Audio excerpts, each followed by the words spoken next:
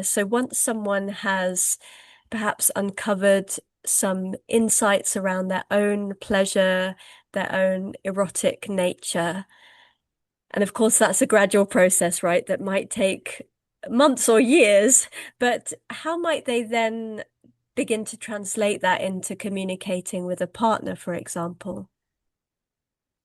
Yeah, so imagine that they've, connected. Imagine that people have connected with their body, said hi to their body parts, done the gingerbread person exercise, journaled about exciting sexual experiences they had, for example, or what went well, what didn't, what did I wish happened in that sexual encounter but didn't, or erotic fantasy. And say this person has now got some information, right? They have excavated and they are like, okay, looks like I have a certain fantasy that I would like to explore further. So, first thing to realize is number one, and I wanted to say this earlier actually, whatever you journal, I really invite people to remember that they don't have to show it to anyone.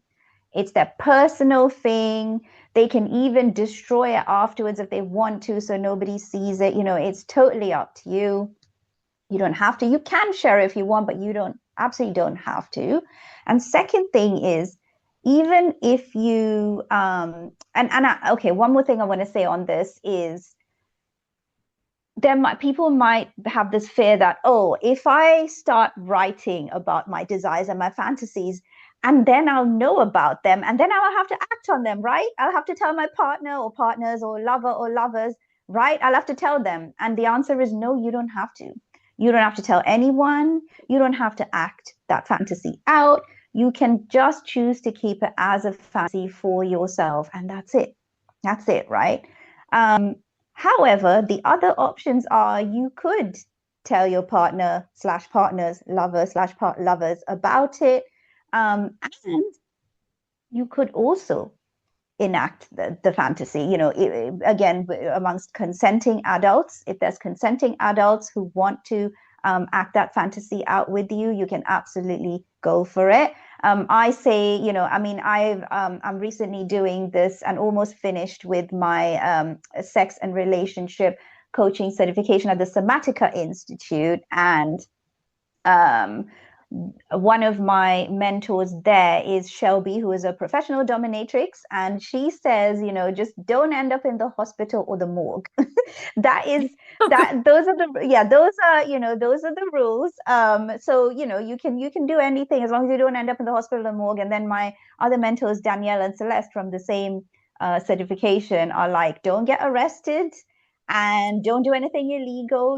Those are also rules. So there are definitely things we can't do and shouldn't, but like apart from that, there are way less rules than we think.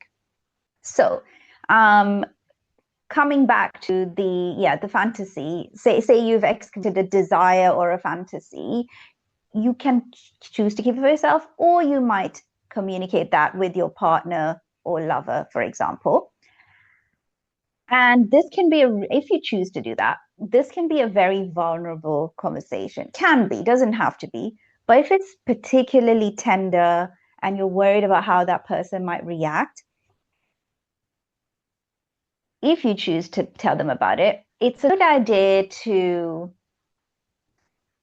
let them know, hey, choose the time that you think would be right and say, hey, I would like to have a vulnerable conversation and request about an erotic desire that I unearthed. Are you available for that right now? Is this a good time? And then that person can let you know, oh, this is not a good time. I'm really busy. I can't be present for you. Or, okay, yeah, this is a good time. Go ahead, tell me about it, right? Tell me more. And then what I would recommend people say is, I really, I was journaling, for example. You have to say you were journaling, but if you want, you can be like, I was doing this erotic journaling, and I found out that I really want to, and then XYZ, whatever the desire is. And and then and have this empathetic, this vulnerable conversation with the partner or lover, and then the partner or lover can react in many ways, right? Like, because they are a sovereign being and we actually can't control people, or we can't control how they react. Unfortunately, I have tried, it's not possible. So, and if and if someone does something because they're forced to do it, they're even less likely to do it the next time. And it's not ethical to force someone to do something, right? So they could react in a number of ways. They could say, oh my God, amazing. Oh, I never thought you'd ask. Let's go do it, right?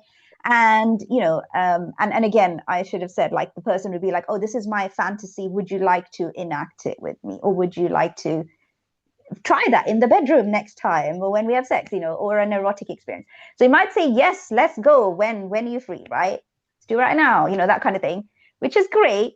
Or they might be like, that's interesting, but I'm open. Like, they might be curious, or they might not be like, oh my God, let's go do it now, but they might be like, oh, that's interesting, tell me more, or I suppose I could give it a try. And it's really important to let the person know when you're making this request that they only have to do it once. They don't have to again if they don't want to. It's just literally dipping a toe in the water and just trying it once.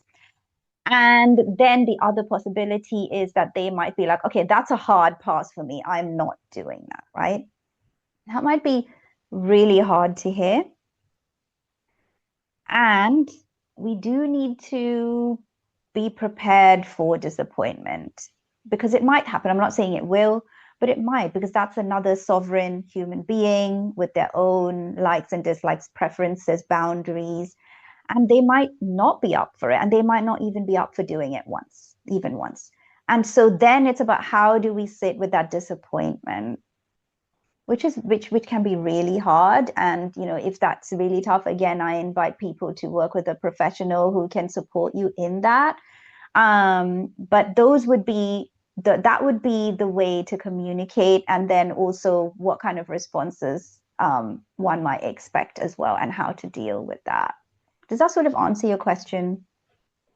Yes, for sure. And as you're talking, I'm thinking I can imagine journaling could be a good way to either prepare for that conversation, like to almost to because it can be difficult to Yeah. raise this topic maybe out of the blue or in a Oh, yeah. relationship that's had a different way of working, right? So maybe the journal could be a place to explore the wording one might use, or to explore how one might deal with varying responses to the request as a way of, yeah, preparing for such a proposal, or yeah, a communication like that. Absolutely. Absolutely. One might journal about one's fears about talking about this, how one might deal with it, with whatever response or reaction one is going to get. Because you're absolutely right. It is so vulnerable, especially if you just discovered this amazing erotic desire that you yourself didn't even know you had, and then the journaling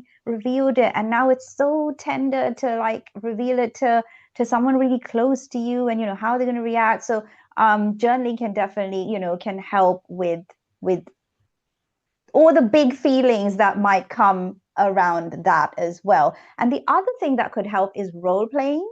And again, I would maybe a trusted friend, someone who's grounded, someone who can support you through this, or with a practitioner, because I do help like people with role playing, these difficult conversations as well. And it can really help to sort of know what to say. And also, like, that person who's role playing with you can give you feedback. Oh, that sounded a bit harsh. Oh, that didn't sound assertive enough. Oh, that didn't. Oh, now it just sounds like you're like desperately begging, like, which you shouldn't have to do. Like, you can just be like, this is my request. Now, whether you want to accept it is up to you, right, or not.